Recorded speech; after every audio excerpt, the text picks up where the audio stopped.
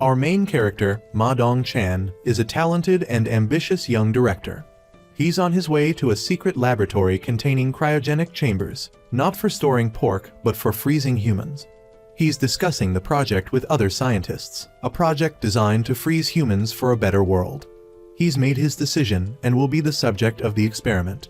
The electrical system hums and whirs, and finally, he and the other subjects enter the freezing process. Meanwhile, a film crew, part of Ma Dong-chan's team, arrives at the laboratory, starting their filming and presentation of the successful cryogenic freezing project. There are 6 subjects in total, all with their personal information kept confidential. Each subject will undergo the experiment for 24 hours, with absolute safety guaranteed. On the other side of the story, we have Myran, a beautiful female lead. Before the experiment begins, she receives a phone call, informing her that she failed her audition, causing her disappointment. It turns out she participated in a singing contest. Her family encourages her for the next round of selection. Shortly after, a TV station calls, informing Myran about a filming schedule. Before leaving for the set, Myran's younger brother asks her to get an autograph from his favorite music group. Myran agrees and tells her brother to tell her if anyone bullies him. At the filming location, we meet Ma Dong-chan again, the talented director. Meanwhile, Myran is there as a stand-in actress for a difficult scene in a reality TV show. When the director calls action, she's launched into the air like a hawk, landing safely in the water. The scene is captured beautifully, exceeding expectations. Thanks to this success, the TV show directed by Ma Dong-chan wins an award at the annual television festival. In his acceptance speech, Ma Dong-chan thanks everyone who supported him throughout the journey, especially his girlfriend, Ha-young, for her unwavering support. The couple shares their happiness on stage. However, they soon get into an argument after Ma Dong-chan decides to participate in the cryogenic experiment. His girlfriend strongly opposes it, considering it too risky. She wants him to find someone else to take his place, but Dong-chan believes this is a revolution, and he's determined to see it through. He shows her a document about the successful cryogenic freezing experiment on dolphins, trying to convince her that everything will be all right. To add credibility to the project, they need a female participant. Ma Dong-chan has his eyes set on Myran, a talented and strong woman capable of dragging a whole car. The screenwriter approaches her, inviting her to participate in the human cryogenic freezing reality show to boost the domestic film industry. Myran vehemently rejects this ridiculous program. But after the screenwriter offers her a fee of 5 million won and reveals that Ma Dong-chan will also participate, Myran hesitates. She watches a video about the successful dolphin cryogenic freezing experiment to gain confidence. Later, the scientist who invented the experiment explains to Myran about the anti-freezing mechanism derived from Antarctic fish and how he achieved success with the mixture. Despite the explanation, Myran refuses to participate and immediately declines. To ensure her participation, instead of consulting with experts, Myran decides to go see a fortune teller. But when she learns about the 5 million won payment, the fortune teller and her 2 friends immediately agree, without any hesitation. Seeing Myran's persistence, the fortune teller shakes and flips some objects and predicts that Myran will find her soulmate in 20 years, when she turns 44, leaving Myran heartbroken and defeated. The assistant informs Ma Dong-chan that he failed to convince Myran. He also expresses his suspicion about the experiment. Ma Dong-chan, furious, demands a change in the assistant director's position, forcing him to agree with the plan. That evening, Ma Dong-chan and his girlfriend go to the cinema to watch a movie. Myran and her boyfriend also arrived at the cinema. The 2 couples sat near each other in the theater but didn't recognize each other because their destinies wouldn't reunite for another 20 years. After the movie, her boyfriend drove Myran home and attempted to kiss her. As he was about to make his move, he saw Myran's younger brother standing there with his mouth full of spicy chili sauce, causing the young man to abandon his romantic intentions. Meanwhile, Dong-chan's girlfriend, Ha-young, tried once again to convince him to give up the experiment and live a normal life. But Dong-chan had already made up his mind and wouldn't change it. Ha-young gave Dong-chan a kiss and wished him safety before returning to her side. At that moment, Dong-chan put an engagement ring on her finger, solidifying their love forever. The scene shifts to the next day. Director Dong Chan approached the head of the TV station, trying to persuade him to accept his script and sponsor his program. The station head refused.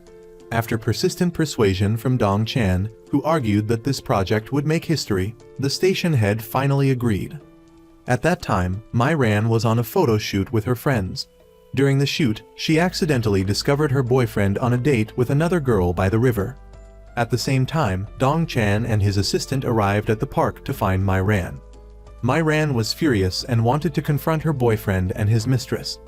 The three of them got on a paddle boat and headed towards her boyfriend. They chased each other fiercely on the river, making the boyfriend panic. As they got closer, Mai Ran jumped over like a superhero and smashed her boyfriend's face, sending him into the river. Dong Chan, observing from the sidelines, highly praised her strength. Afterward, the group went to the police station to resolve the conflict.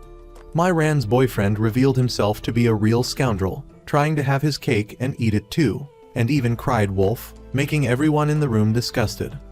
The next day, Dong Chan invited Mai Ran out to convince her to participate in the cryogenic experiment with him. Swayed by the sincerity of director Dong Chan and his promises, Mai Ran began to reconsider her decision.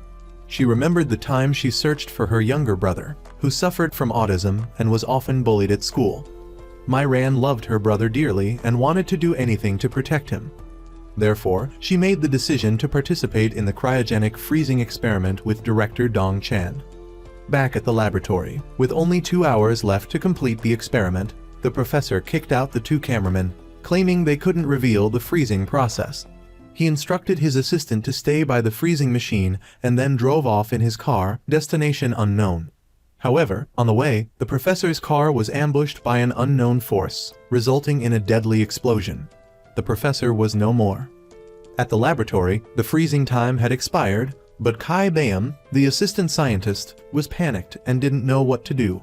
With no other option, he cut off the entire electrical system, overloading everything. The exact details of the experiment's failure are unclear, but the next morning, the police intervened. Ma Dong-chan's family was devastated to learn of his presumed demise. At the TV station, the station head demanded that assistant director Sun Hyun-kai stay silent about the incident and rewrite the entire story of that day to his liking to suppress any media coverage. After that, the station head informed Dong Chan's girlfriend of the situation, shocking her. He demanded that she follow his script and in return, she would gain the fame and fortune she desired in her career. Therefore, that evening, Ha Yong spoke according to the station head's script, placing all the blame on director Ma Dong-chan. Mai Ran's younger brother, who was being bullied and extorted by a group of thugs, was extremely worried for his sister when he heard the news. But Mai Ran's timely arrival taught the bullies a lesson they would never forget. Mai Ran stood by her younger brother, Nam T, offering him comfort and support. She gave him a whistle to blow if anyone bullied him, signaling for her to come to his rescue. Meanwhile, at the research facility, the police arrived to investigate, but everything had been cleaned up and no clues were left behind. Turns out, everything had been moved to a different laboratory deep underground. Mai Ran's parents received a letter with a photo of her in the cryogenic freezing process. The letter demanded that they remain silent if they wanted her to continue living and wait for the day when the freezing equation was complete. The year 2000 rolled around quickly, and Mai Ran's friends graduated from university. Two of them reminisced about Mai Ran and their future plans. They were surprised to run into Mai Ran's former boyfriend, Byung Shim. The young man was currently serving in the military and was heartbroken to hear about Mai Ran's disappearance. He wept in sorrow. The two friends suspected that Mai Ran had a dark connection with director Dong Chan and had left Korea. Dong Chan's family actively distributed flyers to find any trace of him. They sold all their assets to fund the search. Mai Ran's family also packed up their belongings and moved to another city. Years passed. Dong Chan's parents grew old but still held on to hope of finding him. The case of Dong Chan's disappearance was closed due to the statute of limitations and placed in storage. Time moved forward, and many things changed. Assistant Director Hyun Kai was still working under the station head, but had been promoted to become the program director. Ha Yong was becoming more successful as a national news anchor, landing many exclusive stories. Meanwhile, the former assistant of the professor was in a meeting when the laboratory systems sent out an alarm. a long-haired, disheveled old man appeared at the control panel. It was the professor from before, miraculously alive. He was working on a formula for the freezing serum that only he knew. The professor activated the system and began the process of defrosting the experimental subjects. 2 pods opened, revealing none other than Dong Chan and Mai Ran. The professor injected them both with the freezing serum and then collapsed from exhaustion. As the serum began to take effect, both of them awoke after 20 years of cryosleep. Mai Ran woke up first and stumbled around, seeking help, but found no one there. She fainted. Then Dong Chan woke up, and he then appeared on the street, overwhelmed by how much everything had changed, and fainted. He was taken to the hospital. The doctors were surprised by his body temperature, which was only 31.5 degrees Celsius. The experiment's assistant returned to the research lab and discovered that the 2 cryogenic pods were open. He found the professor unconscious on the floor. Meanwhile, Mai Ran had woken up and was in the city center. She got on a bus, but was shocked to find that the fare had tripled. The kind bus driver let her pass anyway. At the hospital, Dong Chan was still unconscious but had regained consciousness. Doctors were amazed that his body temperature was 31.5 degrees and were baffled as to how he was still alive. He asked the doctors to call the TV station. Hyun Kai, now old, picked up the phone. Dong Chan cursed him out, calling him a fool for leaving him behind, and demanded that he bring a camera to film everything, shocking Hyun Kai, who couldn't believe Dong Chan was still alive. Dong Chan's family arrived immediately and couldn't contain their joy to see their son alive. The station head was panicking and immediately rushed to the hospital. Mai Ran returned to her old house, but found it completely empty. She thought that her parents and brother had been evicted because they couldn't pay the rent. She went to a phone store to get her broken brick phone fixed, but the employee told her that the model was discontinued long ago. Mai Ran insisted she had bought it just a month earlier, making the employee think she was delusional. Next, she went to the police station to ask for help in finding her family. She said that they were still living together yesterday, but had suddenly disappeared today, making the police skeptical. They suspected she was high on drugs and asked for her ID. Mai Ran pulled out a bunch of old, outdated items from her bag, causing everyone to be astonished. The police were surprised to see her ID stated that she was born in 1976, meaning she was 44 years old. They couldn't believe someone could look so young at that age. They checked the system and found her mother's name and phone number. No one answered, so she left a message and left. Moments later, Mai Ran's mother heard the voicemail and was overwhelmed with emotion recognizing her daughter's voice. She realized her daughter was still alive. They rushed to the police station, but Mai Ran had already left, saying she was going to the university to meet her friends. At the hospital, Dong Chan woke up and reunited with his family. He couldn't believe that in just one day, his mother seemed to have aged considerably, and his father had gotten younger. But in reality, it was his brother and sister who had grown up. The station head and Hyun Kai were shocked to see Dong Chan again, and they noticed he hadn't aged a day after all those years. At the university, Mai Ran was stunned to see a banner with the year 2019 on it. She realized that they had been frozen for 20 years, and they were both over 40. They were both horrified by the truth. Mai Ran was at the university and couldn't believe her eyes. Everything was so modern and advanced. She asked someone there and confirmed she was in the year 2019. Mai Ran's family also arrived at the university and asked the radio station to make an announcement for her. Nam T, now grown up, panicked and ran outside. As he went, he blew the whistle his sister had given him years ago. Mai Ran heard the familiar sound and turned to see where it was coming from. She saw her brother and recognized him immediately. He was now a grown man. Nam T ran towards his sister and hugged her, overwhelmed with emotion after 20 years of being apart. Just as his sister had protected him and carried him home, now he was carrying her on his back, stronger and ready to protect his sister. At the hospital, Dong Chan still couldn't believe his eyes. It had been 20 years. His mother angrily berated Hyun Kai and the TV station for abandoning her son. Dong Chan was surprised to see Hyun Kai's new, ultra-thin phone and asked him to call Mai Ran to find out how she was doing. But no one answered. Immediately, Dong Chan and his assistant rushed to Mai Ran's house, but no one was there. Hyun Kai had to take Dong Chan back home. At the same time, Mai Ran's family was heading to her apartment. She was surprised to see her house was luxurious.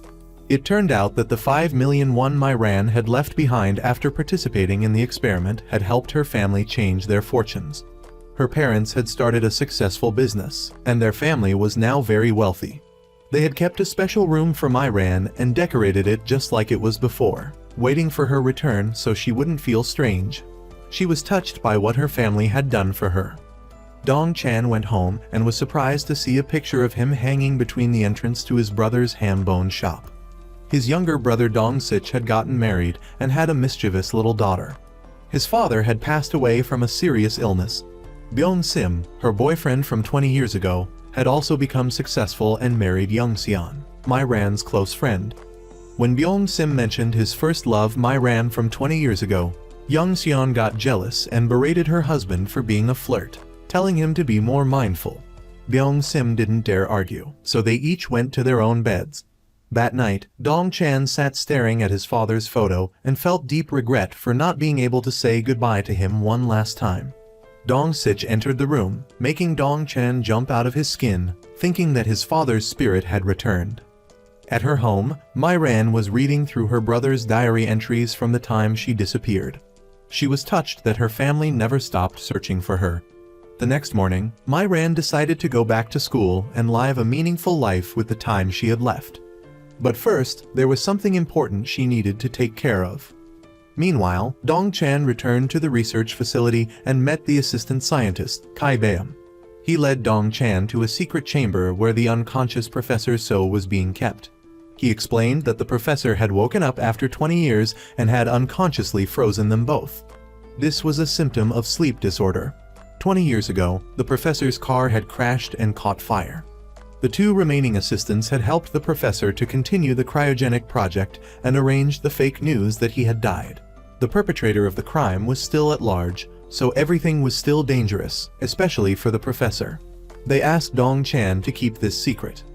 Dong Chan returned to the TV station and asked his assistant to arrange a meeting with his girlfriend, Ha Yong. When they saw each other, they were both speechless with emotion. Dong Chan apologized for not listening to Ha Yong and breaking his promise, leading to this situation. But Ha Yong couldn't accept Dong Chan's return and left. At the same time, Myran arrived at the TV station, furious. Hyen Kai was startled to see her there. Upon meeting Dong Chan again, Myran slapped him hard, demanding that he give her back her 20 lost years. She blamed Dong Chan for tricking her into participating in the experiment, but he had just woken up too, so he didn't know anything. They both cried and lamented the 20 years of their lives they had spent locked in that refrigerator, not knowing where to start over. Dong Chan tried to comfort Myran by telling her they had made history, but she didn't want to hear it. After saying goodbye, Myran went to the university to re-enroll. The staff was surprised to see that she was a student from the class of 96. Byung Sim, her old boyfriend, was now a professor at the university. He was incredibly surprised to see Myran at the university. He secretly followed her, unable to believe his eyes, as he saw that she hadn't aged a day, her youthful looks unchanged. Meanwhile, at the TV station, Dong Chan demanded that the director let him return to work and finish the reality program he had started. The director hesitated, but Dong Chan threatened to sell the story of the cryogenic freezing to another station, causing the director to fearfully agree to his demands. Immediately, Dong Chan was reinstated, received his name tag back, and returned to work at the TV station, along with his assistant, Hyen Kai, who had become the station head, power-hungry and arrogant. Dong Chan bumped into Ha Yong in the lobby. She had accepted his date offer and hinted at wanting to rekindle their romance. At the university, Myran finally met her ex-boyfriend, Byung Sim, face to face.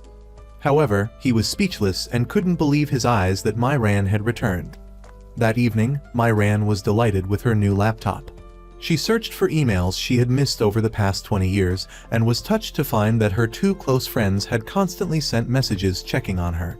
The next morning, Myran told her parents that she wanted to find a job to help out, but her parents wanted her to enjoy life, as they were now rich and she didn't need to work. In class, the male students were excited to see Myran. She had a style that was out of step with the times. Byung Sim, her ex-boyfriend, also taught a class there. His legs went weak when he saw Myran sitting in the class. At the TV station, Dong Chan arrived for work on the reality program but was bullied by a senior staffer. He sneered at Dong Chan and took advantage of his umbrella to get into the studio. However, when he learned Dong Chan was a former colleague of station head Hyun Kai, everyone was speechless with disbelief. A meeting was called, and the station head scolded the staff for their poor performance, which had led to low viewership numbers. Seizing the opportunity, Dong Chan stood up and began preaching like Confucius, listing a series of ideas. But these were all outdated ideas from 20 years ago, leaving him speechless and embarrassed. Afterwards, Dong Chan had a private conversation with Hyun Kai. The station head criticized Dong Chan's ideas, saying they were too outdated and he needed to be more in touch with reality and understand what the audience wanted. He also said he needed to stay ahead of the times. A while later, Myran called Hyun Kai, requesting a meeting to discuss the cryogenic freezing experiment with the TV station. Back at the research facility, the professor had woken up, but he had lost all his memories and his previous identity. The two assistants had to try to help him regain his memories. Kai Baeum tried every method related to freezing and defrosting, but the professor remained dazed and confused. Kai Baeum then took the professor to the area where the cryogenic pods were stored. After a while, the professor remembered something. The scene shifted to Myran's meeting with the TV station executives. She presented a contract that the old director had signed with her. The director wanted to settle amicably, but Myran refused. She calculated the cost she was owed for 20 years of her life. 5 million won for 24 hours meant that she was owed over 35 billion won in compensation. Adding the inflation rate over 20 years and doubling the compensation, the amount reached 70 billion won, an unimaginable sum that even selling the entire TV station wouldn't cover. A more absurd situation couldn't have been imagined for both sides. Unable to find a solution, Dong Chan took Myran home in his old, rusty car. In the car, they argued about what would have happened if they hadn't been frozen for 20 years and how they would have had wonderful, fulfilling lives. But Dong Chan didn't believe that. He thought the chances of something bad happening were higher than winning the lottery. While they were talking, Dong Chan's old car suddenly stalled in the middle of the road because the engine couldn't handle the huge amount of stress from the air conditioner. That night, Kyung-ja unexpectedly received an email from Myran. She immediately called Young Seon to inform her that Myran was back. Meanwhile, Myran also got a message confirming a meeting with her friends. The next morning, Myran met with her two friends for a happy reunion. They were astonished to see that Myran still looked so young for her age. Myran lied and said that she had been living a busy life in America and couldn't get in touch. After seeing that her two friends were doing well, Myran said goodbye and left. On his date with Ha Young, Dong Chan found a news article about his mysterious reappearance after 20 years of disappearance. Ha Young thought it was normal, but Dong Chan didn't. He was concerned that this would expose things and put people in danger. Later, Dong Chan went to the research facility to ask about the origin of the cryogenic pods and the funding for the project. He learned that it was a collaboration between the South Korean government and international organizations. At the police station, Dong Chan looked at the files and discovered that the mastermind behind the assassination attempt was a Russian National Assemblyman. It would be difficult to investigate him.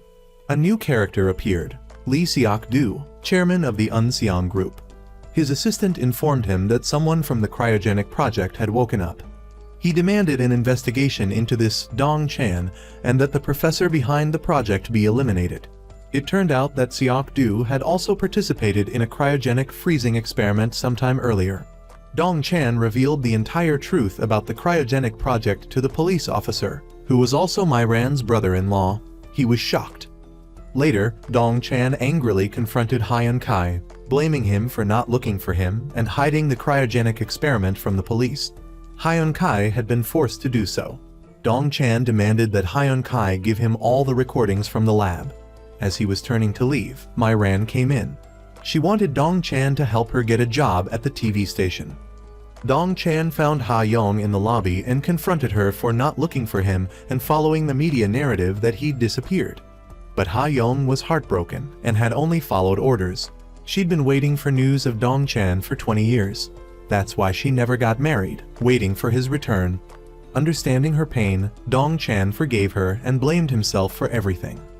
Myran wanted to work at the TV station. But Dong Chan and his colleagues tried to refuse. They had no choice but to let her intern for 3 months before deciding whether to hire her or not. Mai Ran agreed but insisted on being the director of the reality show in exchange. Dong Chan reluctantly agreed but demanded that Mai Ran submit 3 plans for him to review before proceeding. He also told her to try to maintain her body temperature at 31.5 degrees to avoid health risks. They couldn't solve this situation until the professor regained his memories. The next morning, Dong Chan was driving to work when he noticed a strange car following him. After a while, he stopped the car, confronted the 2 young men inside, and asked why they were following him. The men denied it, claiming that Dong Chan, who was younger, was being rude and arrogant. When they saw Dong Chan's ID, which showed his birth year was 1968, they quickly backed off and left. It turned out that they worked for the organization and were secretly monitoring Dong Chan's movements.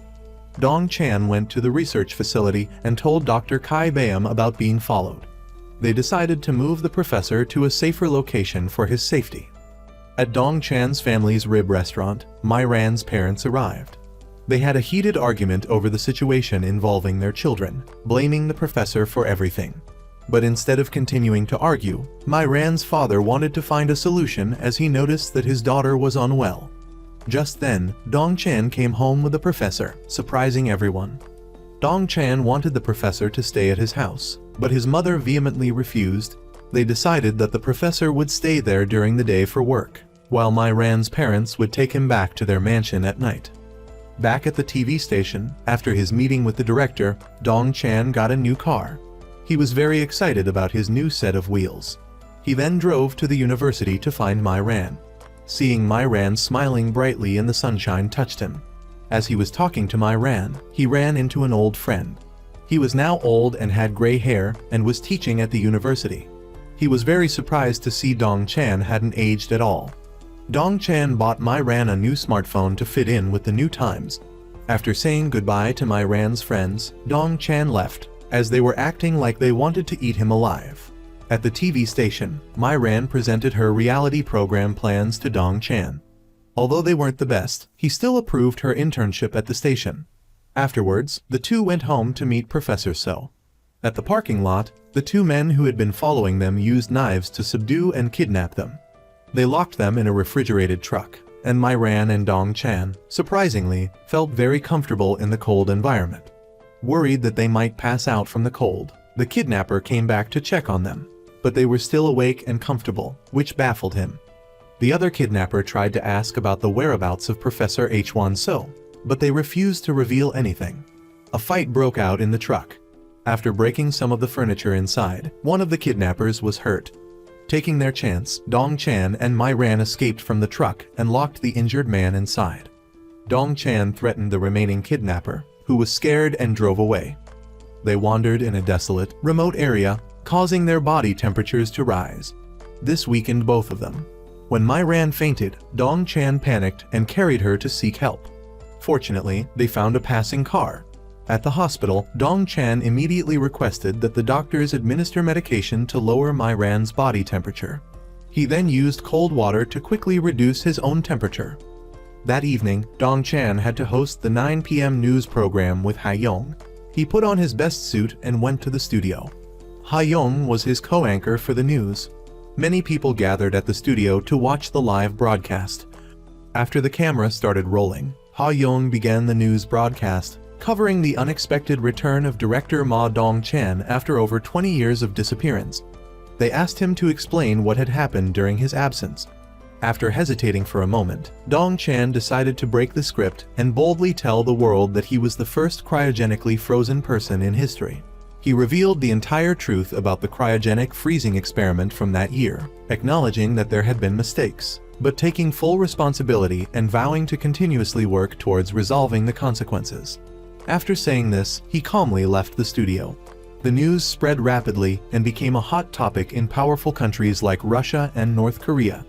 South Korea also wanted to recruit Dong-chan to the Blue House to enhance the nation's image. The TV station was flooded with calls from people seeking answers. Dr. Kai Bayam was also interviewed, but he lied and said that there was no other subject besides Dong-chan. Dong Chan asked his brother-in-law, the police officer, to apprehend the two men who were following him, but they couldn't gather any information. The person who had hired them had used a fake identity, and the case was closed long ago, so the police didn't investigate further. Back at the TV station, Dong Chan gave Myran her intern badge. He also gently touched her forehead to check her temperature, making Myran feel a little flustered.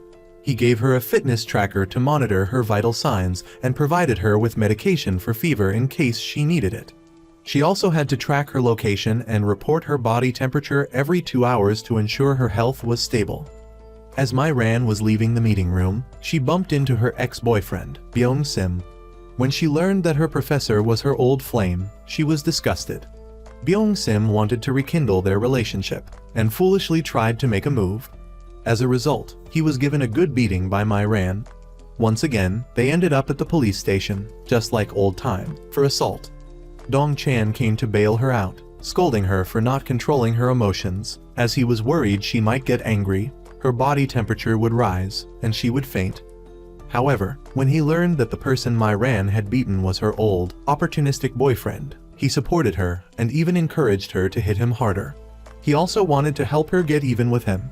He went up to Byung Sim and called him a scumbag, and Byung Sim called Dong Chan a little punk. Dong Chan showed his ID, revealing he was 52 years old, which silenced Byung Sim. He said that he would be responsible for Myran, making Byung Sim even angrier.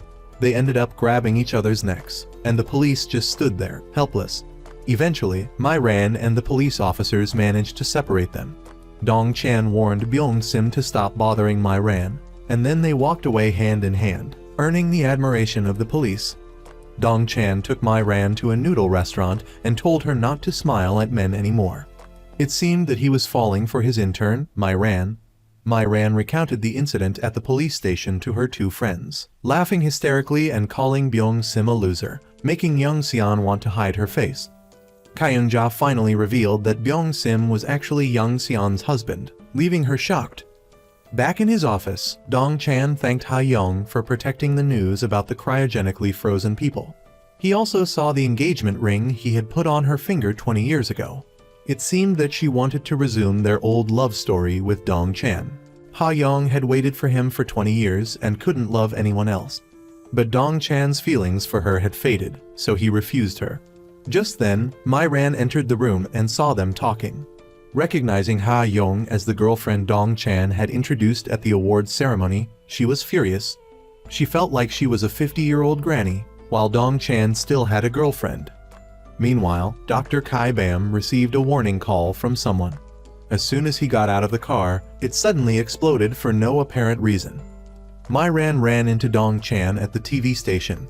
Her heart started racing, and her body temperature rose when she saw him. Perhaps Myran was developing feelings for Dong Chan. Dong Chan complimented Myran's recently submitted plan and encouraged her to develop it further. Myran went to meet her close friend, Young Seon. They confided in each other about the man who had hurt them, the despicable, two-timing Byung Sim. Young Seon decided to divorce Byung Sim and wanted Myran to know that it had nothing to do with her. It was the best ending for both of them, as sometimes love requires letting go. Dong Chan received a message from Dr. Kai Bam and immediately went to the police station. The car explosion was not an accident, but a deliberate act of sabotage. This was linked to the assassination attempt on Professor So 20 years ago. The mastermind behind it was Lee Seok-doo's organization. The failed plan angered him, and he reprimanded his underlings. At the university, Myran was disciplined by the school board for assaulting her teacher. However, Professor Byung Sim covered for her, boasting about how she was his first love, and he was seeking answers to questions that men couldn't answer. Back at the TV station, Dong Chan asked Ha-young to use the media to spread the news about Dr. Kai Bam being in danger, hoping to protect him from unforeseen threats. Later, during a meeting about the reality program, Dong Chan presented his new show concept, inspired by Myran's plan. The idea was to turn something outdated into a modern trend, helping people to rejuvenate their hearts and break free from the usual physical aging. The next morning, Dong Chan and Myran went to the woods to scout the location for the reality show. As they went deeper into the woods, their body temperatures started to rise. After a while, they got lost and lost their signal. Their body temperatures were already exceeding the safe limit, so they had to use fever medication. Myran had a heat stroke and fainted. Fortunately, Dong Chan was alert enough to inject her with the medication. He then collapsed due to exhaustion. Myran woke up to see Dong Chan in a critical condition. Fortunately, it started raining, which brought Dong Chan's body temperature down and saved his life. In the romantic forest rain, they inadvertently shared a kiss. This caused Myran to faint again, and she ended up in Dong Chan's arms. The two found a farmer driving a tractor and asked for a ride to the parking lot. In the car, they were both awkward, unsure how to talk to each other. The kiss they shared seemed to make them both embarrassed, like two 50-year-olds experiencing love for the first time. Back at the TV station, Dong Chan received a call from his brother-in-law, the police officer, and rushed to the station to talk. They suspected that the perpetrator was a man named Nico Last, but intelligence confirmed that he had died a year ago. All the leads had hit dead ends, so the only thing they could do was to help Professor So regain his memories to continue the investigation. As they were talking, someone was secretly watching them. A new drama unfolded as Myran's parents had listed her attic room for rent online. Byung Sim saw the listing and quickly called Myran's father to rent the room, claiming that he was a professor studying human psychology. This was an opportunity for him to get close to Myran with evil intentions. Meanwhile, Dong Chan had a dinner meeting with a TV station director and a congressman. The meeting had been arranged in advance, and Dong Chan unexpectedly ran into Chairman Lee Seok-do. Dong Chan recognized his face from the cryogenic freezing project. At the TV station, after the news report about Dr. Kai Bayam's car explosion, someone called Ha Young to accuse the person responsible. The caller said that they would come to the station to speak and requested a private meeting with director Ma Dong-chan. Dong-chan received a call from Ha Young and rushed to her office. He was shown a video of the explosion recorded by the witness. The witness asked for their identity to remain confidential because they didn't trust the police. Dong-chan asked Ha Young to help find some information about the chairman of the Unseong group, Lee Seok-do, as he suspected something was amiss. In the lobby of the TV station, Myran was delighted to see the fortune teller from before. The prophecies she had received 20 years ago had come true. The fortune teller also revealed that Myran's destiny for the next 20 years was none other than director Ma Dong-chan. Dong-chan returned to the cryogenic research facility and learned from Dr. Kai Bayam that the fever medication should not be used in excess because it could become ineffective and endanger the life of the cryogenically frozen person. They needed to find a solution soon. The next day, Myran went on a fun outing and social experience with her friend, Jai Hun. Jai Hun helped Myran change her style to suit the modern times. An incident occurred when an unknown person, posing as Myran's friend, tricked her into borrowing 800,000 won. Without suspicion, Myran immediately transferred the money. When the friend called her, she realized that she had been scammed. The police were helpless against this new type of fraud. Myran was upset about being scammed, so she drank to drown her sorrows. Concerned about Myran, Dong Chan checked her location and saw she was nearby. He immediately went to comfort her, worried that she was drunk. But she said she had already taken fever medication, not wanting him to waste his time on her, and told him to forget about her. But how could he forget about her when his heart was already drawn to her? At that moment, Dong Chan boldly confessed his feelings for her. This caused both of their hearts to race, and their body temperatures soared uncontrollably.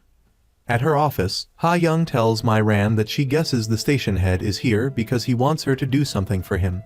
He wants her to give full support from the news department to the cryogenic freezing project, because he, the director of the entertainment department, is the main person behind the project.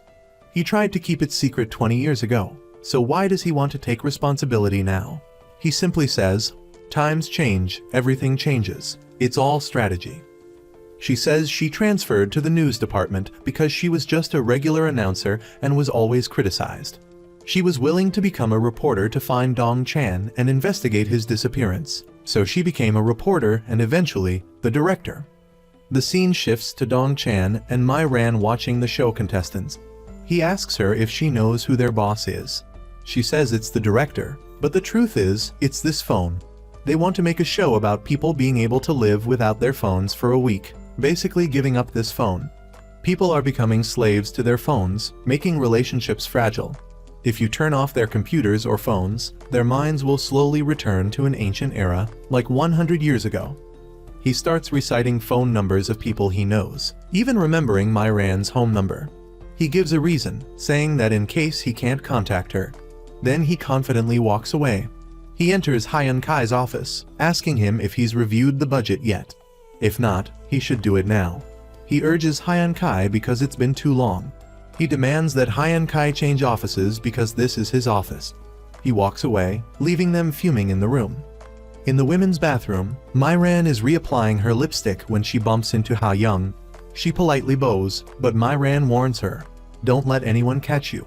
Don't let others know about you, because I don't want Dong Chan to get in trouble." Ha Young stands there dumbfounded. When she enters the meeting room, a senior staffer tells her that she probably thinks she's very important, asking her to be the main scriptwriter. She only sent a message, not a greeting. Dong Chan drags Myran out. She explains that she sent a message greeting the woman and was planning to call her, but it wasn't convenient. Dong Chan says that's not what the woman was thinking. Her thoughts are complicated. She looks like this, but she has an autonomic nervous disorder. She's done for. Now she just has to try her best. After encouraging and reminding Myran, they go back to the classroom. While she's studying, she keeps mentioning BTS, causing Dong Chan to grab her hand and tell her to stop. The more he listens, the more he thinks she's messed up. He tries to salvage the situation by saying he wants to invite BTS to work because they're top entertainers in South Korea. What if they could get in touch with them? He releases her hand, and both of them breathe a sigh of relief. She's embarrassed, looking very pitiful. It was late at night, everyone had gone home, leaving only two people behind. Myran was tired, yawning continuously, rubbing her eyes, making Dong Chan unable to focus. He chased her home, texting her that he had memorized the taxi license plate number and telling her to get home safely. The office was now just him and a pile of documents. Suddenly, he received a message from Ha Young, informing him about the information of the person who reported the car explosion of Dr. Jo Kai Baem. She sat down and told him about the doctor's background. He said there was someone who looked like Seok Do in Dr. H. Wang's cold room. Ha Young didn't believe it, because she thought it was normal for people to look alike. At home, Myran heard her mother's voice and went out to greet her. After returning to her room, she remembered Dong Chan's words and his hand-holding action. She covered her ears so she wouldn't think about him anymore. The scene shifts to the path leading to the radiation facility. The witness in Dr. Jo's car explosion was surrounded by a group of people and kidnapped. Dong Chan and Ha Young waited for her, but she didn't come. After hearing the phone call, they knew something was wrong. She was dragged to an abandoned lumberyard, and the one who brought her there was her husband's brother. He constantly threatened her, showed her the video of the car explosion, and said that they wouldn't find the secretary's body. He threatened to kill her if she didn't tell him where Seok Do was. She begged him to take her husband out of the freezer, but he blamed her for going to the television station. He threatened that if she continued to deny that he wasn't Seok Do, he would kill her. Dong Chan and Ha Young were still waiting, and he hoped she wouldn't think too much about this, because it was his responsibility. But Ha Young was worried about him, afraid that he would leave her again. After that, he took her home. In the car, she kept holding on to him, but he frankly said that he couldn't make up for the past 20 years. He left her alone for too long, and now whenever he looked at her, he no longer felt his heart beating. He said they should stop here because he had fallen for someone else. She said nothing. Her tears silently fell on the bed when she got home and cried a lot. On the other hand, he couldn't sleep either. The next morning, Myran came to work, setting up Dong Chan's desk. He texted her through a notebook to go to the editing room, saying that if she did well on this project, he would consider making her an entertainment PD her dream as well. She asked him why it was an entertainment PD. He replied that people are born to make the world a better place. He wanted people to be happier today than yesterday, and to laugh more when watching his show. For him, if her project was successful, it would be more fulfilling than making a living. In the director's office, he asked if Ly Do was the sponsor for this program. He wanted to meet director Lee next time, so the director took him along. This made the director very happy, because Mr. Lee was very interested in Dong Chan. After work, Dong Chan said he would take Mai Ran home, which made her think she should create some distance, but in reality, she gently refused. However, she still couldn't resist his invitation. On the way home, she received a call from Jai Hun saying he had been accepted to her newspaper, so they would see each other often. Hearing her talking to Jai Hun, Dong Chan suddenly felt jealous. While waiting for her to get home, 3 old men saw them and made a video, forbidding Dong Chan from having anything to do with their granddaughter. This made Dong Chan go find him to ask what was going on. Mai Ran apologized to Dong Chan for this, and they both drank coffee together at the cafeteria. Ha Young saw this, heartbroken, and stood there crying. When Ha Young found out that Mai Ran had joined the cryogenic experiment, she was stunned and went to her room to cry. Dong Chan went to find her and told her that he would protect her, take responsibility with her, so she wouldn't have to worry about anything. Indeed, a man in love with a woman would never let her suffer. He embraced her, holding her tightly as if he wouldn't let her go. Afterwards, he returned to the meeting room and was interrogated by the screenwriter more than the police. He explained that 20 years ago, he was a person with special experience in participating in the experiment. Everything he did was a challenge for himself. He asked if anyone in the room volunteered to participate in the cryogenic experiment, but no one spoke up. He continued, Mai Ran was the right person. If everyone trusted him, then they should believe his judgment. He reminded them that if there was anything they needed to say, then tell him. Don't talk nonsense to the victim to avoid responsibility. The meeting ended. The head of the department reminded her that before receiving an order from the television station, she shouldn't do that. She replied that this was something she wanted to do, determination was enough, and she left, refusing to listen to anything more from the head of the department. The next morning, while Dong Chan was sitting in front of the computer screen, he received a message from the head of the department saying that Mai Ran's problem had been handled. Mai Ran's post was due to her account being hacked, and it seemed like someone who hated her had posted those unpleasant words about her. Afterwards, Mai Ran proactively made her truth public online. 20 years ago, she had agreed to participate in a 24-hour cryogenic experiment. For some reason, she woke up with the body of a 24-year-old girl, but her real age was 44. She had difficulty finding a job, but thanks to the help of the television station, she was accepted as an intern at TB, even though she didn't go through any procedures. For her, this opportunity was worth more than the 20 years she had lost. After reading her post, everyone started to understand and came back to support her. In the director's office, Dong Chan and everyone sat together for a meeting. They received news that Chairman Lee Du's wife had passed away from a heart attack, and the family held a secret funeral. Although she died suddenly, the family did not report to the police, just made a cursory report. The scene changes. Professor H. Wang seems to remember something. He went into the cold room, looked at the familiar face, remembering the car explosion 20 years ago. He instructed Thang to keep the secret of his being here absolutely, and told Dong Chan that he remembered who wanted to kill him. After posting, Mai Ran received encouragement from everyone. The screenwriter also handed her the work back, encouraging her to do well. She was happy because her efforts were rewarded. When Dong Chan went to find her, he saw her talking to a young man. Jealousy welled up in his heart. He was about to take out his phone to call her, but the head of the department came over and interrupted him. Dong Chan asked the head of the department if he knew who was standing next to Mai Ran. The head of the department replied that he was a new intern, only 20 years old. Dong Chan was annoyed, got a little angry at the head of the department, and went back to his work. Mai Ran was called over by the head of the department. He told her about Senior Dong Chan and reminded her of a few things. Don't tell him you're tired, and when he asks how much percentage of your gender, don't answer too low. This was a question like a riddle to the personnel. No one knew what he wanted to hear, but if you didn't please him, you were done for. She promised to pay attention. Dong Chan later met director Kim Jin.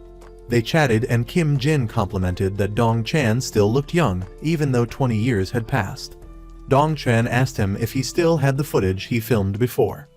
The scene shifts to Ha Young reporting on the cryogenic experiment, with Mai Ran as the hot topic.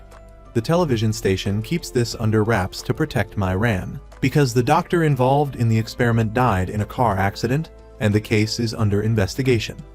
After watching the news report, Dong Chan goes to find Ha Young to thank her. He says that if she hadn't let him participate in the cryogenic experiment 20 years ago, then the two of them would have had a different love story now. What Ha-young regrets most is that she didn't stop him in the end. She asks him if he regrets it.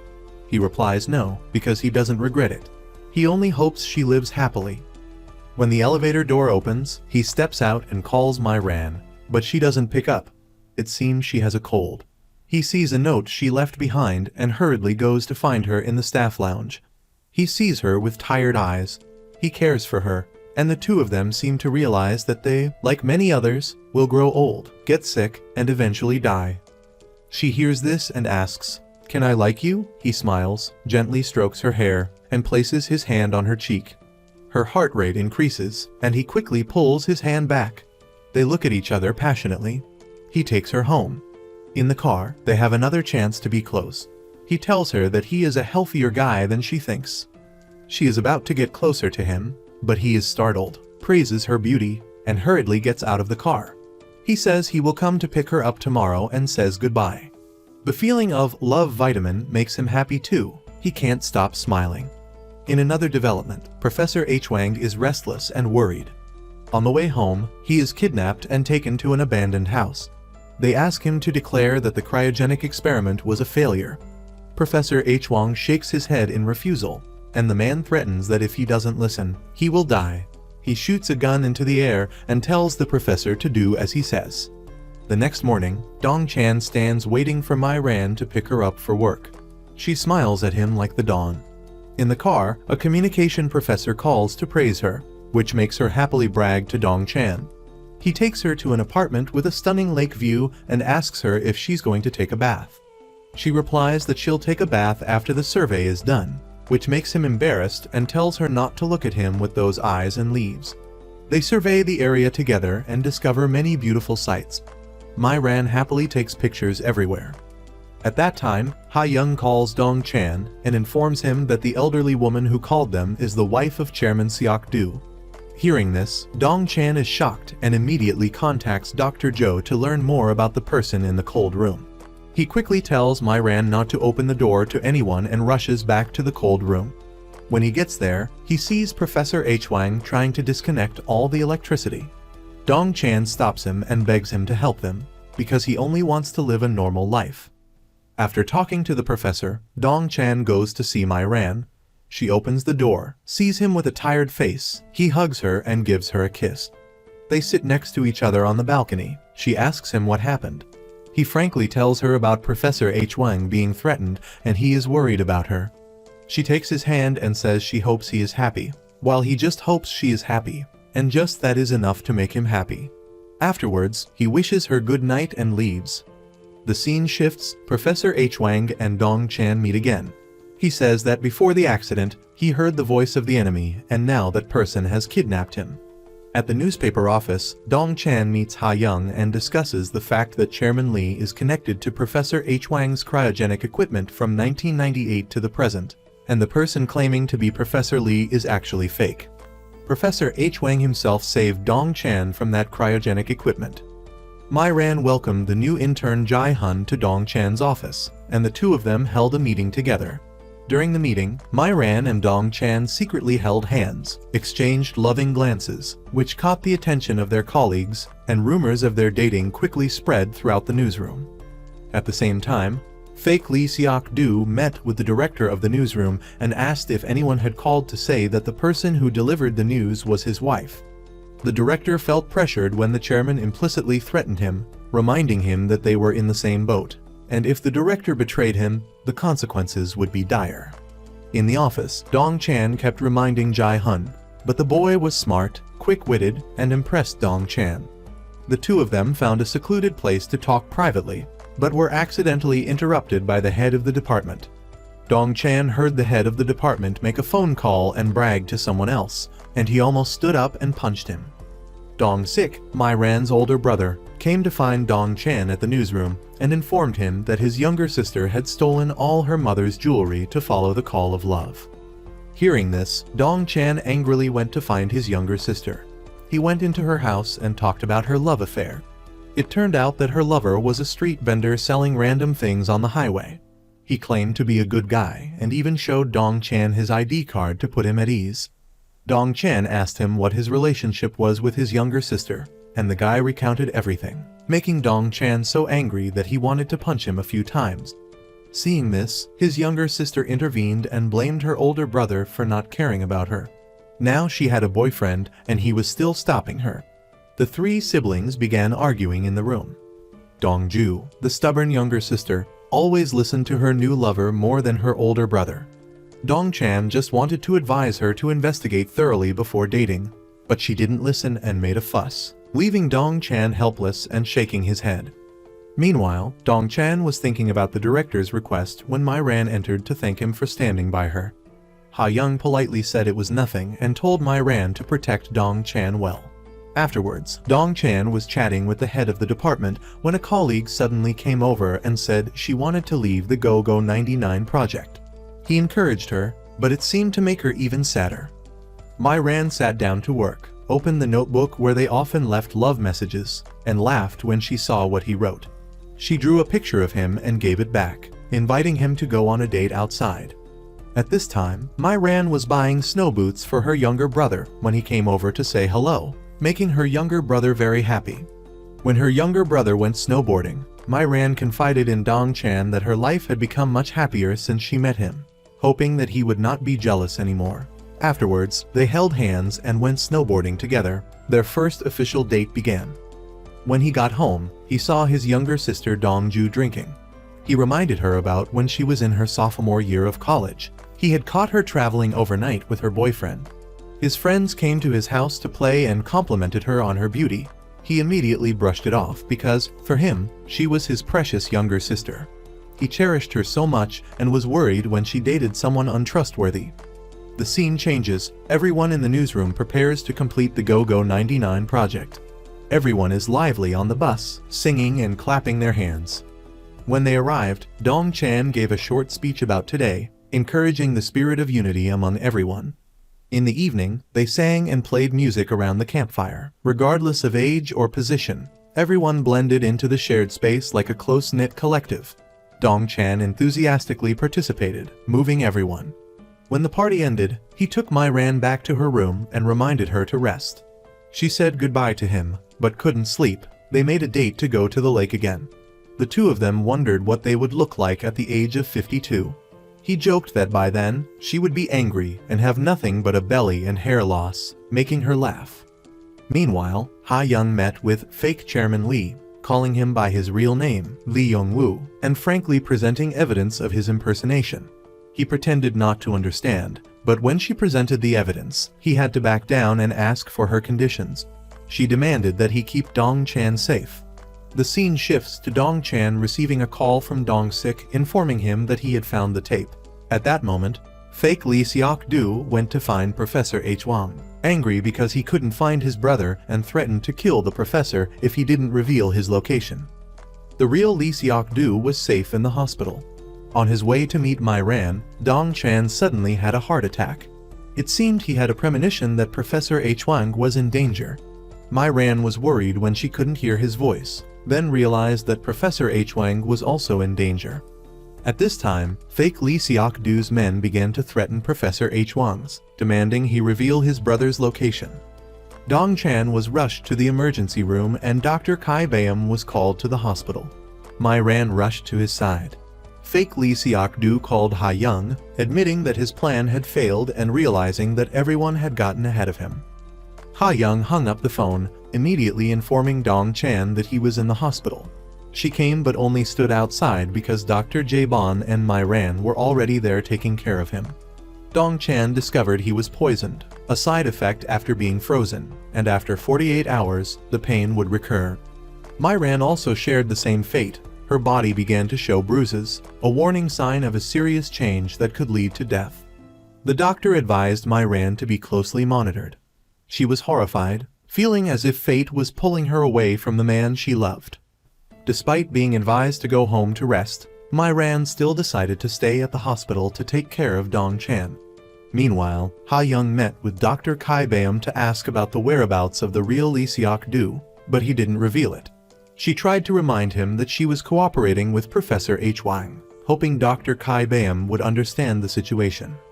That night, more bruises appeared on Myran's body. In fear, she held Dong Chan's photo, worried that death was approaching. Wanting to spend some precious time with him, she began to rewrite their love story, recalling sweet memories. Then, unable to bear it anymore, she ran to find Dong Chan. At that moment, he also came to her, and the two of them made a promise to overcome any difficulties together. Dong Chan emotionally shouted that he didn't want to be away from her. He wanted to drink with her, travel and experience life, and didn't want to lose her. At the research institute, Kai Bayam and Dong Chan looked for Professor H. Wang, but only found a few freezing boxes. Dong Chan guessed that the professor had been kidnapped. To protect the real Lee Seok-do, who was being thawed in the hospital, the two decided to act quickly. Meanwhile, the real Lee Seok-do was worried that if his brother woke up, he would contact Dong-gu, so he asked Ha-young to stop Dong Chan. She boldly stated that she knew something more terrifying than he thought. Dong Chan's weakness was Professor H. Wang. Without the professor, Dong Chan would be in danger. Understanding this, she prepared to act. Dong Chan met Dong-gu and informed him that his father was weak and needed to see him urgently. Although he was being watched by Lee Seok-do's men, he successfully brought Yong-gu to see his father. This scene was touching as he held his father's hand, full of emotion. Leaving the hospital, he discovered he also had a blue bruise. Remembering Myran, he quickly called to check on her. Receiving news that she was fine, he felt relieved and continued to search for Professor H. Wang, demanding to exchange Lee Seok-do for the professor, but he was refused. Back at the newsroom, Dong Chan saw Myran chatting with a young intern and felt a pang of jealousy. He mistakenly scolded the boy, unaware that he was the son of Myran's close friend. The intern was confused, not understanding what he had done wrong. Dong Chan pulled Myran into his office, checked the bruises on her body, and she realized that he had a similar bruise. Myran's worry for him grew, but Dong Chan remained strong-willed and continued to seek out Ha-young. He questioned her about her involvement in Lee Seok-do's affair and advised her to stay away from it. However, Ha-young was hurt, sharing her feelings as she felt herself getting older, afraid of being rejected by Dong Chan, while he was shining brighter and brighter. She confessed her burning feelings for him, but knowing he didn't have much time left, he needed to find Professor H. Wang quickly. Under pressure, Ha-young called Lee Seok-do, threatening that if he didn't release Professor H. Wang, she would reveal his dark secrets to the media. Lee Seok-do silently recorded the conversation, then used it to threaten her, warning that he could make her go back into the cryogenic chamber if she didn't obey. Dong Chan received a secret package from Dong Sik and was about to open it when the head of the department walked in, forcing him to hide it. The head of the department advised him not to talk too much to Myran about dangerous things because she was his new girlfriend. After that, Ha-young informed Dong Chan that Dr. Zhou was in danger, causing him to rush to the research institute. At that moment, a man in black with a metal rod snuck in to find Dr. Zhou, but thanks to Dong Chan's men intervening in time, he had to leave. Myran, who was with Dr. Zhou, reminded him about the notebook, which made him remember Professor H. Wang's instructions. All three breathed a sigh of relief, and he took Myran home so she could think carefully about the doctor's words. Back home, Myran decided to try the antidote even though it had not been clinically tested, and when Dong Chan came to visit, he couldn't scold her when he saw her so weak. The antidote worked on Myran, and Dong Chan also injected himself. Dr. Zhou reminded them that 20 years ago, they had agreed to the experiment without ever meeting each other, but now they could hold hands and overcome any difficulties together. The next morning, Myran's bruises were gone. The two of them went to the newsroom together, and the head of the department reminded everyone to keep their romance discreet. Meanwhile, the Go-Go 99 program aired successfully, showing highlights of the entire office. Then, unexpectedly, the broadcast included the car explosion of Dr. Zhou in 1999, and the story of Lee Seok-do switching identities with his brother. Lee Seok-do made a public statement on television, but Dong Chan publicly broadcast the truth, with Myran's support. She set a condition that from now on, anything he did had to be discussed with her, and he immediately agreed. The next day, he came to the newsroom in a handsome suit, confidently defending his actions against accusations of exploiting the media, claiming that he was only doing the right thing and being completely transparent. The scene shifts to Lee Seok-do receiving news that an emergency board meeting had been called. The meeting was abuzz with discussion, but he remained calm, saying that Land TV had gotten the facts wrong, causing the corporation to suffer serious consequences. He began to weave his own story and said everything was fake. The real Seok-do walked in, causing the entire room to stir. He admitted that he was the Lee Seok-do of Yonggu, brought his father in, and explained everything. He said his uncle had killed his mother. He continued to justify himself. The lawyer stood up and said a key detail. When the former chairman made his will, he talked about his business. Seok-do was there at the time. If one of them was real, tell that story again. Seo-do recounted his father's words, even if the corporation went bankrupt, don't sell it to foreigners, he had to protect it. So, there was an answer. Dong-do was simultaneously arrested by the police. Professor H. Wang was also released. He worriedly asked about the antidote, but Dr. Zhou had already made it. Hao Rang's part was also given to the police. She said nothing, walked out of the police station and met Dong Chan. She was ashamed and burst into tears as she walked away. At the newsroom, Dong Chan and Mai Ran happily wrote love letters to each other. They also invited each other to eat black bean noodles, writing back and forth like that. It was so cute. M called him into the room for a date. She asked him if he was going against her. Her attitude was cutely angry. He kissed her cheek, hugged her, making her heart race. The two happily walked out of the room, meeting their colleagues right away. He was embarrassed and said, "What are you looking at?" Then pulled her away. He went into the director's office and threatened him because he had been tricked by Dong-do onto the same ship. The director explained that he had stopped hanging out with Dong-do a long time ago. It looked really cute. Dong Chan wrote a resignation letter, handed his employee badge to him, making him unable to bear it. He called him back, but he insisted on leaving. Mai Ran asked him why he quit without telling her. Dong Chan said that he quit his YouTube job because he listened to his little niece.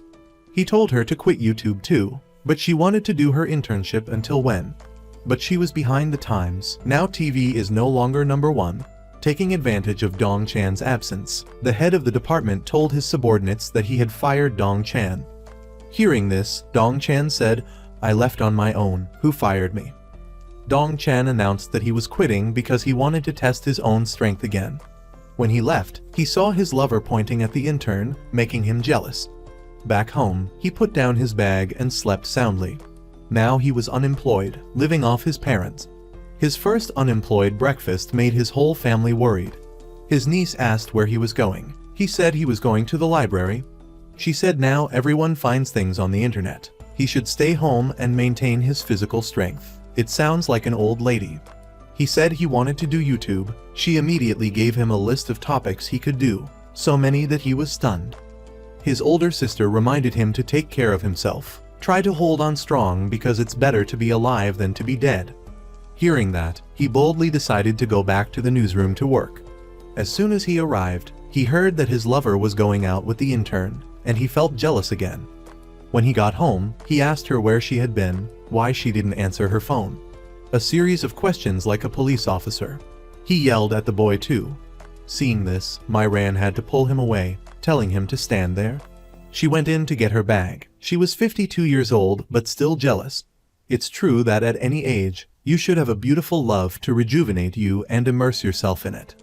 The second breakfast at home, Dong Chan was still being talked about by his family for being unemployed. Everyone announced that their house was going to be renovated, so everyone was going to move. They had no home, so he would go somewhere else to play.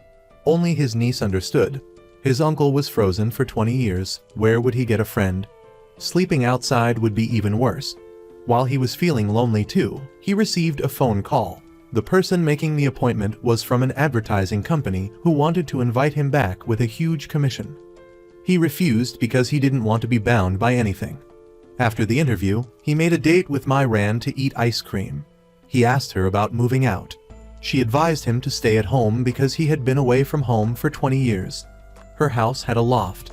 He politely asked Mai Ran's parents for permission. They happily agreed because their daughter was 52 years old and hadn't gotten married yet. When would she ever? He met Professor H. Wang. He reminded him that he needed to recover his physical strength, so he should take care of himself and rest. He asked him when he would be back to normal. He said it would be soon. In the evening, they texted each other, expressing their love. Fi went up to his room. He pretended to care for her, but in reality, he missed her too much. He gently kissed her lips. Her heart rate suddenly increased. He asked her if she was thinking nonsense again. Every time they kissed, her heart rate would increase. It was annoying. The next morning, she was about to go to work when she texted him. Even though he went to work with her, he was dragged back for breakfast. Their conversation was overheard by Professor H. Wang in the next room. He repeated what they said, making both of them laugh. When they reached the newsroom, she said goodbye to him and got out of the car. But she saw him rushing to work too. He even greeted everyone, surprising everyone. The head of the department announced that Ha Young had resigned. He wanted to meet her.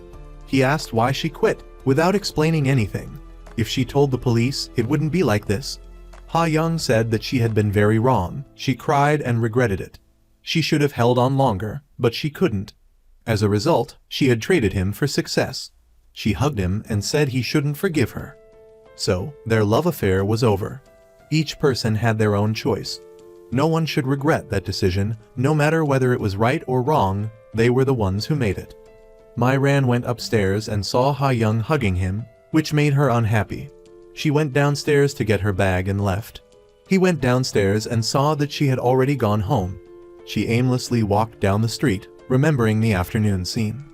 Dong Chan called her, but she didn't answer. She called her close friend and invited her out for a drink. When she got home, he still patiently called her, but she didn't pick up. She made a date with two of her old, close friends to talk. Her two friends said that she and Dong Chan were destined for each other. She doubted it, saying she had seen him and his ex-girlfriend together. Her two close friends tried to dissuade her. If she wasn't happy, she should break up. Hearing this, she sighed even more. He couldn't get in touch with her, so he asked her brother to call. Her brother could call her, but he couldn't. She walked home and suddenly saw someone following her. She walked faster, and the guy followed her, making her scared. Just as he walked out, the guy ran away too. Luckily, she was still safe. He asked her why she didn't answer his phone. She said she didn't like it. If she said it, they would argue, and if they argued, she would lose to him, and if she lost, she would feel wronged. He told her to just tell him everything. He wouldn't let her get hurt, feel wronged. She was still stubborn, saying that she would be the one who got hurt, not him. He got closer to her, asking what was wrong with her. But she brushed it off and went home. Dating, when it's fun, when it's not fun, it's really a headache. Sitting in her room, she blamed him for not holding her back. She interpreted it herself and cried. He was upstairs too, not understanding what was going on. Why was she angry? Just as Professor H. Wang walked in, he and the professor sat down to talk about the injection. He begged the professor to allow him to be injected first. The professor agreed, then he felt relieved. Myran went to work, but her mind was filled with thoughts of Ha Young. She was beautiful, capable, and she loved Dong Chan. This made her worry, sigh. Wherever she saw Ha Young, she felt jealous.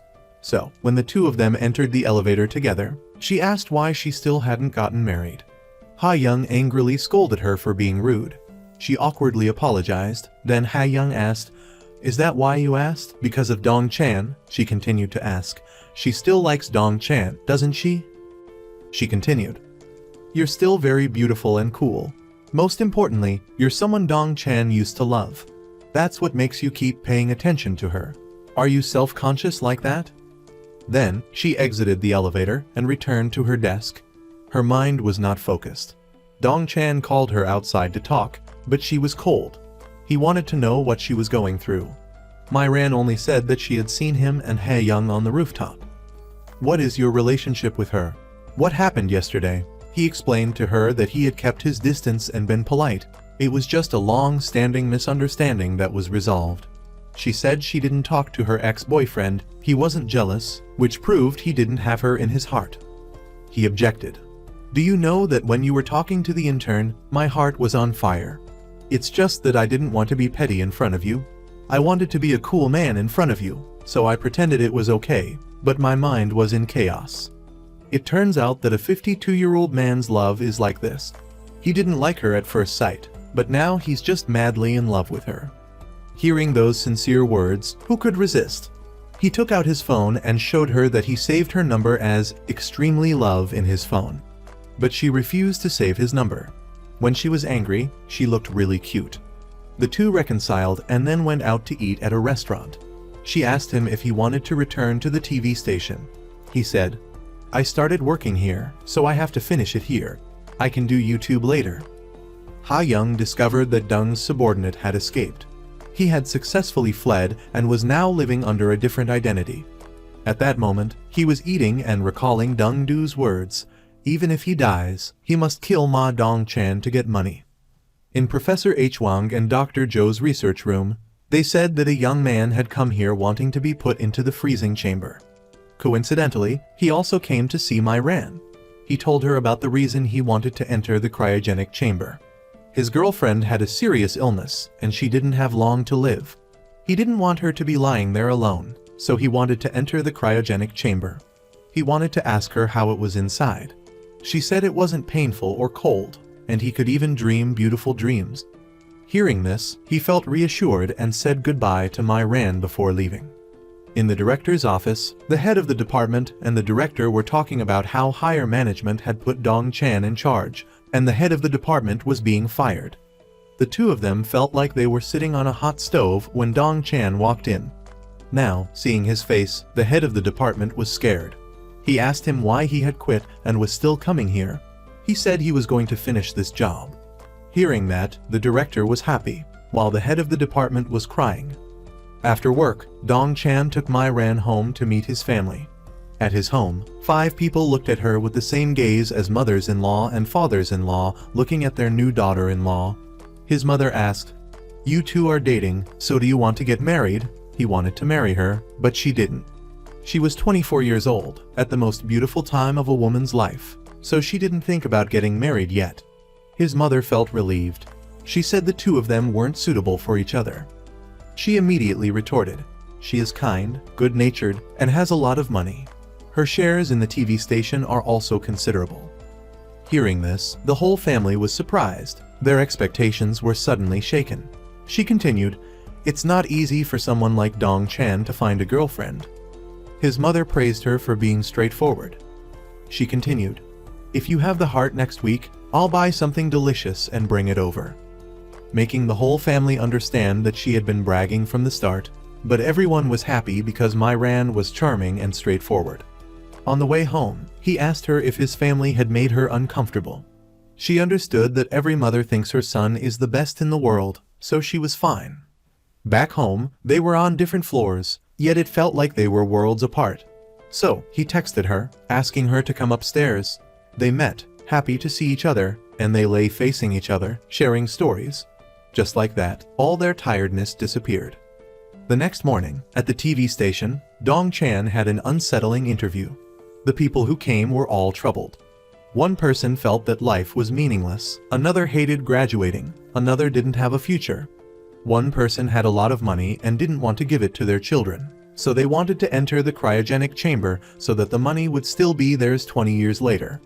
One family had a son with cancer, and the parents wanted to put him in the freezer, believing that there would be a cure for their son 20 years later. At least this reason was acceptable. Dong Chan was on his way to pick up My Ran when Ha Young reminded her about the wanted criminal and she needed to be more careful. Dong Chan took her to eat ice cream and bought her a stun gun just in case. Ha Young called My Ran and wanted to meet her. The two went to a cafe near My Ran's home. She said she wanted to put her into the cryogenic chamber because she had been blindly jealous, thinking that without My Ran, Dong Chan would love her again. But maybe she was wrong. My Ran wouldn't understand how she had once been at the bottom of the abyss. She wanted this to be between them only. Then, Ha Young left, leaving her alone at the cafe. She texted him, "I'll be back soon." Back home, he asked her where she had been. She lied, saying she had met a friend. He gave her a gift, a matching watch. "Just wait for the day of the injection. The two of you won't have to wear those heart rate monitors anymore." At the lab, Dong Chan decided to be injected first. His heart raced, he started to feel pain. At that moment, the murderer also got the car. The police chased after My Ran. She saw his face, horrified and scared. She quickly took out the stun gun he had given her and escaped. At the police station, she was still scared. As she walked out of the police station, she received a call from Professor Cap Su informing her that Dong Chan had received the experimental injection.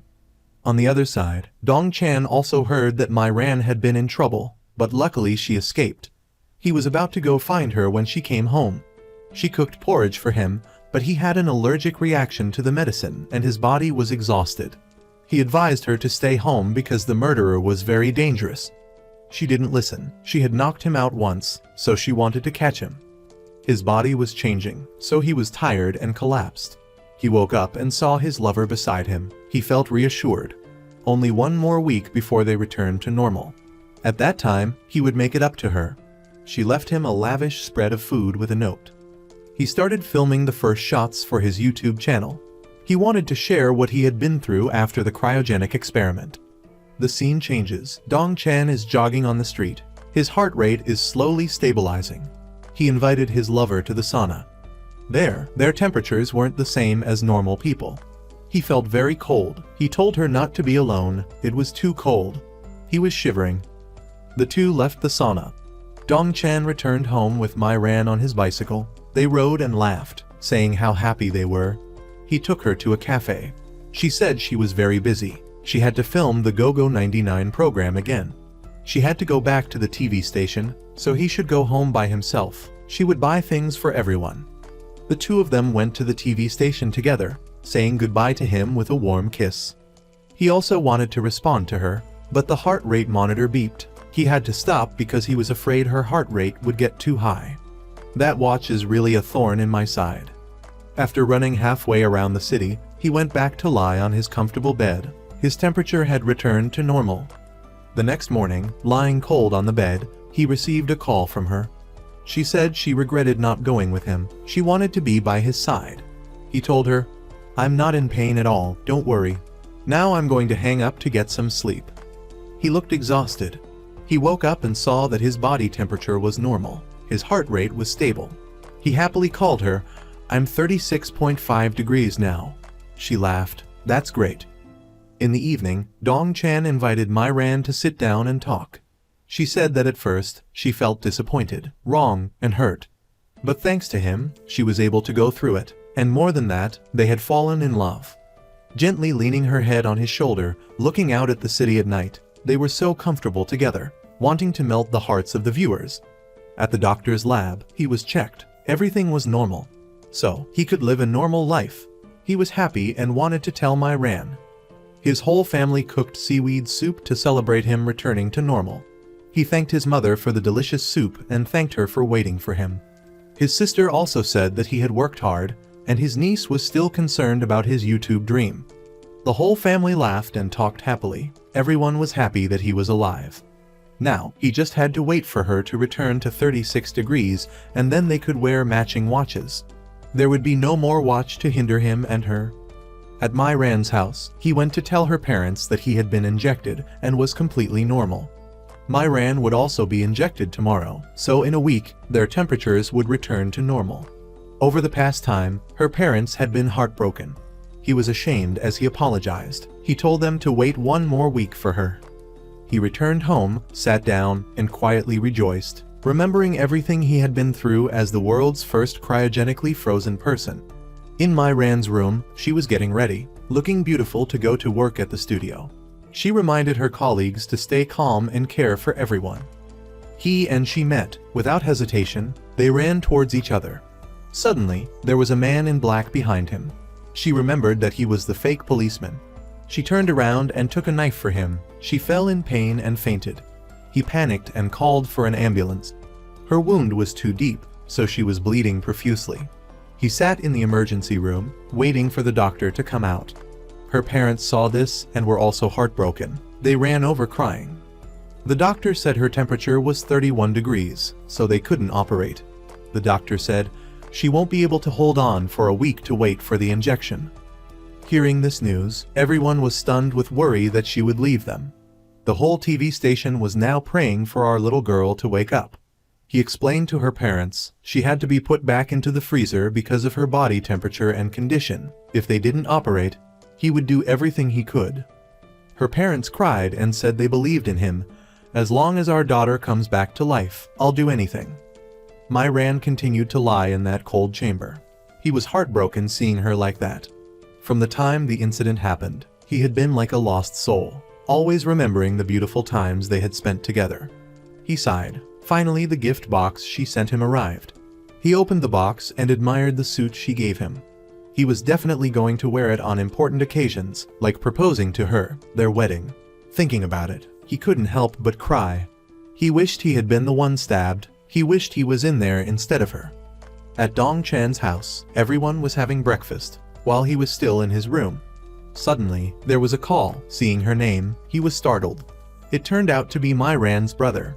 He asked, "Is your sister now a frozen person?" He just sighed without saying anything. Walking downstairs, he was like a lost soul, sitting at the table. His niece saw this and felt sorry for him. She gave him a spoon. He announced, "I will leave home soon. I want to live at Myran's house. Take care of her parents for her." Her mother opened her arms and hugged him, comforting him as if she were hugging her daughter whom she hadn't seen for many years. In the lab, Dr. Zhou and Professor H. Wang were also having a headache because the experiment kept failing. The case of freezing people who already had a low body temperature was even more difficult for them. Dong Chan returned to the TV station to work, under everyone's confused gaze.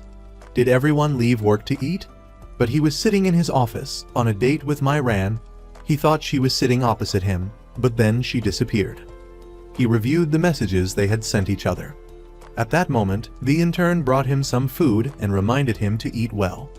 The first book she had finished and published. She wrote about her life, how she was frozen, and then woke up and fell in love with him. Life at 31.5 degrees was tiring, but on the other hand, it was like a miracle of life. Loving him was the reason she became more complete. All of this made her content. Even if she died, she was willing. His life at home became easier. Everyone treated him like family. They loved, cared, comforted, and soothed him. At the TV station, Dong Chan studied with everyone. He was still the legendary difficult boss. Any opinion from his employees was rejected by him. Studying became more lively with him. In addition to the sound of debate, there was also the sound of arguing and throwing papers at each other. Dong Chan's sister met her ex-husband again. This time, she was strong and tough, more rejecting. She listened to her brother and started living a kind life. Time went by like that. Dong Chan was still at Myran's house. His life was still the same, going to work and then returning home. Only he didn't have her by his side. He felt very lonely. Today, he returned home for dinner. His mother said, "Everyone has time in a day, so live happily every day. Pray together for the good things in our lives." He turned around and asked his family members. His niece was in 4th grade now, but she had a lot of burdens on her shoulders.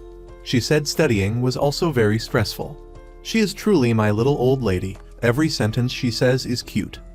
He went back to the cryogenic chamber and asked everyone when she could wake up. Professor H. Wang said, "If she is injected, she will recover. But it's too dangerous to operate on her immediately. We need to do a lot of research before we dare to make a decision." He went back to write his diary. He missed her. Every word he wrote was for her. He loved her so much. He received a call from Professor H. Wang. Clinical testing was successful. He immediately informed Myran's parents. She could return to normal and be operated on. But she still had to be injected and tested for 11 weeks. He believed that his Myran could do it. Everyone began to administer the injection to her.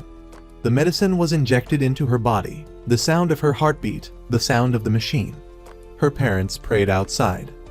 Finally, the doctor announced, "It will take a little longer for her to wake up. She will be transferred to the treatment room." The patient lay there with many tubes and wires attached. The nurse discovered that her hand moved slightly. The doctor rushed in to examine her, announcing that there was a reaction. The pupils, and most importantly, the patient's will. He couldn't visit her because her body was weak. She was very susceptible to infection. He nodded and returned home, taking her phone to look at their anniversaries. She had saved them all. Their first day at work, their first date, their first kiss. Reading each one, he choked back tears and cried loudly. The doctor announced that her body temperature had dropped to 35 degrees and requested Professor H. Wang to come. He sat outside the sick room, unable to help but worry about her. At Mai Ran's house, her mother was also packing clothes for Dong Chan to return home. She couldn't bear to ruin his life. Dong Chan has done everything he could. He's kind and sincere. She chased him away, but he stubbornly wanted to stay. He said, "Don't try to chase me away anymore, or I'll get angry." Mai Ran's mother was helpless. She was pulled downstairs by her husband. He sat there, lost in thought. He stayed in the room for a whole day. Even in his sleep, he dreamed that she had woken up. He suddenly woke up and went to the hospital to wait for her results. Her temperature rose to 36.5 degrees. This was a sign that she was about to wake up. On the other side, Mai Ran's parents were cleaning up when they received a notification from the hospital. Mai Ran had woken up. Dong Chan also received that notification. He was excitedly happy. He drove to the hospital right away. When he arrived, he saw her looking at the snow. She looked at him with teary eyes. The two walked towards each other. Neither of them said anything. After a while, he hugged her, giving her warmth in the snow. In the following period, he started his work and was still the difficult director. Mai Ran returned to the TV station to work, but it wasn't because of her boyfriend that Dong Chan let her. He still scolded and yelled at her as usual. After the meeting, the two of them went on a date in the secret room. This time, she finally took action. Dong Chan was obedient like a puppy. He dared not speak back. Dong Chan continued to take her home. His mother had a different attitude this time. She asked her, "When do you want to get married?" This time, she still said she wanted to study abroad. She was only 24 years old. He naturally jumped up. He didn't agree to let her go. His mother said that they should get married and go to study abroad together. Dong Chan still objected because getting married meant having children. They couldn't study abroad. After arguing for a while, the whole family decided to eat dinner. It's true that you need food to solve problems. When they went home, he gave her the diary he wrote while she was in the freezer for the second time. It was all destiny. He had believed in that destiny, so she should believe and entrust it to him. She obediently said, "Yes."